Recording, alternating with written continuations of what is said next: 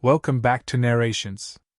This is a story about time, not as a trick, not as a superpower, but as a quiet companion we don't fully understand until it starts slipping through our fingers.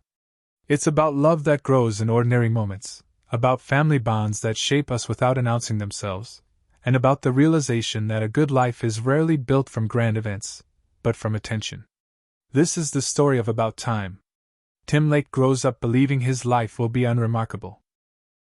He lives with his family in a rambling, slightly chaotic house on the coast of Cornwall. The weather is often gray, the sea restless, the days shaped by routine rather than ambition. There is nothing tragic about Tim's childhood, nothing especially glamorous either. It is safe, predictable, warm. And somehow, that makes Tim uneasy. Tim is tall, awkward, and painfully self-aware. He enters rooms already replaying how he might embarrass himself in them. Conversations don't come naturally. Romance feels like something that happens to other people, people who know what to say, when to say it, and how to stand comfortably inside their own skin. Tim has a loving mother who worries quietly. A free-spirited sister who lives emotionally at full volume. An eccentric uncle who exists slightly outside reality. And a father who seems to have solved life in a way Tim can't yet comprehend. Tim's father doesn't chase success. He doesn't rush. He reads endlessly, plays ping-pong daily, and treats time like something to be enjoyed rather than managed. To Tim, this feels almost irresponsible. On Tim's 21st birthday, his father asks him to join him in the house's dark closet. It feels ceremonial in a way Tim doesn't understand yet. And then, calmly, without flourish, his father tells him the truth. The men in their family can travel back in time. Not to change history. Not to see the future. Just to revisit moments they've already lived. The rules are strict. The mechanism simple. The tone, practical. Tim laughs. Then his father proves it. And Tim's understanding of his life fractures completely. At first, the power feels exhilarating. Tim imagines all the ways his awkwardness can be corrected. Every embarrassing pause. Every poorly timed joke. Every missed opportunity suddenly feels reversible.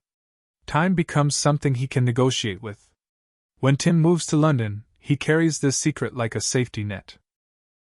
He lives with his father's old friend Harry, a playwright whose life is full of drama, ego, and constant emotional emergencies. Tim's own life, meanwhile, remains quietly stalled. Until he meets Mary. Their first meeting happens in a strange restaurant where diners eat in complete darkness. Without sight, there's no posturing, no visual judgment, only voices, laughter, and curiosity. With Mary, Tim feels something unfamiliar. Ease. Their conversation flows naturally. They laugh easily. There is no panic. No internal replaying. For once, Tim feels present rather than rehearsed.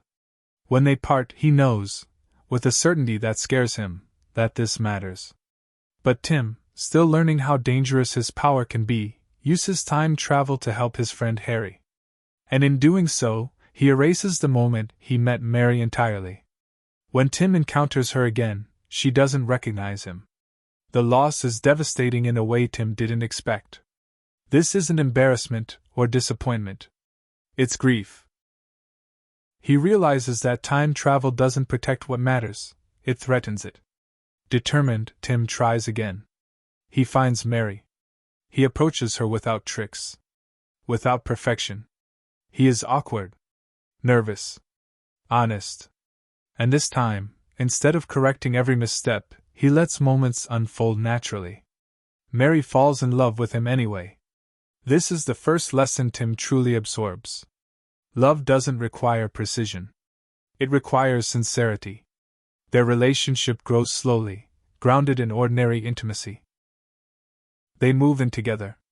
They argue over nothing. They share routines that don't feel cinematic but feel real.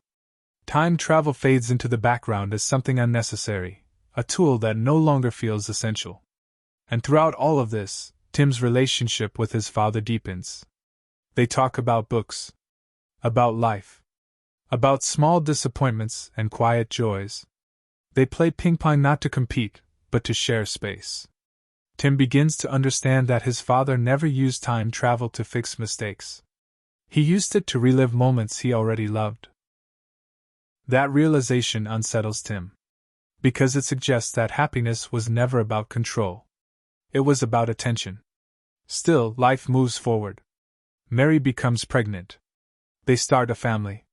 And with each child, Tim learns something frightening. Traveling back too far changes everything. The children he loves disappear, replaced by different versions who feel unfamiliar. For the first time, Tim faces a boundary he cannot cross. Some moments are meant to happen once. And once only. As Tim steps further into adulthood, responsibility replaces experimentation. His sister's life begins to spiral. His parents age. His father's health starts to decline. Time, once playful, now feels heavy. And Tim begins to sense that even with this extraordinary gift, he is no more protected from loss than anyone else. Tim feels the shift before he understands it. It arrives not as panic, but as weight. The subtle heaviness that settles into life when joy begins to carry responsibility with it. Marriage changes the texture of time. Parenthood changes it completely. Days no longer belong solely to Tim. They are shaped around needs that arrive without warning and do not wait to be convenient. And Tim, who once treated time like a puzzle he could solve, begins to treat it like something fragile. With children in his life, the rules become painfully clear. Going back too far doesn't just adjust circumstances, it erases people. Children he knows intimately vanish, replaced by versions who feel wrong in ways Tim can't articulate. It isn't cosmetic. It's existential. The cost is unbearable. So Tim stops. He stops traveling back except in the smallest, safest ways. He accepts, reluctantly at first, that time is no longer his to experiment with. The gift that once felt like freedom now feels like something that must be handled with reverence, or not at all. Life presses forward. Mary grows into motherhood with warmth and exhaustion, tenderness and frustration, all layered together. Their love matures, shaped less by passion and more by partnership. They learn how to argue without cruelty, how to forgive without ceremony, how to share silence without fear. Tim notices that happiness doesn't announce itself anymore. It hums quietly beneath routine. His sister's life, however, begins to fracture. Her wildness turns inward. Destructive choices stack on top of each other, each one harder to undo than the last. Tim tries to intervene, gently at first, then desperately. He uses time travel to prevent disasters, to steer her towards safer outcomes. But every correction creates another rupture. Tim realizes something devastating. You cannot save someone who doesn't want to be saved. Time travel can adjust events, but it cannot replace agency. Love can guide, but it cannot control. Tim is forced to accept the limits of his power, not just over time, but over other people. And then there is his father. The decline is gradual, almost polite. Illness creeps in quietly, as if unwilling to disrupt the household. Tim notices the pauses in conversation, the slower movements, the way his father's energy fades without complaint. They don't talk about death directly. They don't need to. Instead, Tim begins using his gift in a different way. He revisits moments not to improve them, but to inhabit them fully. Walks on the beach. Shared jokes. Games of ping pong played without score or urgency. These visits are not attempts to cling. They are acts of gratitude. His father understands this immediately. He encourages Tim not to dwell too long. Not to get lost in repetition. Time travel, he gently reminds him, is not meant to trap you in memory. It's meant to teach you how to live. When the end finally comes, it is not dramatic. It is final. And no amount of power can soften that truth. Tim says goodbye knowing this is the last time he will see his father. Not because he must, but because he chooses to let time move forward. The grief is immense. But it is clean. After his father's death, Tim stops traveling through time altogether. He no longer needs to. Because the lesson has crystallized. Tim begins living each day twice, not literally, but intentionally. First, he lives it as anyone would, distracted, rushed, burdened by minor irritations and unspoken worries. Then he lives it again, as if revisiting it.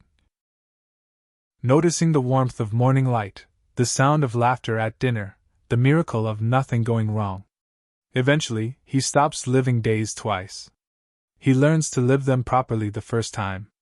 He listens more. He rushes less. He absorbs moments instead of stepping past them. He understands now that happiness was never hidden in perfect timing or corrected mistakes. It was always waiting inside attention. Inside presence. Inside choosing to notice what was already there. About Time is not truly a story about time travel. It is a story about acceptance, about learning that life's beauty is inseparable from its impermanence.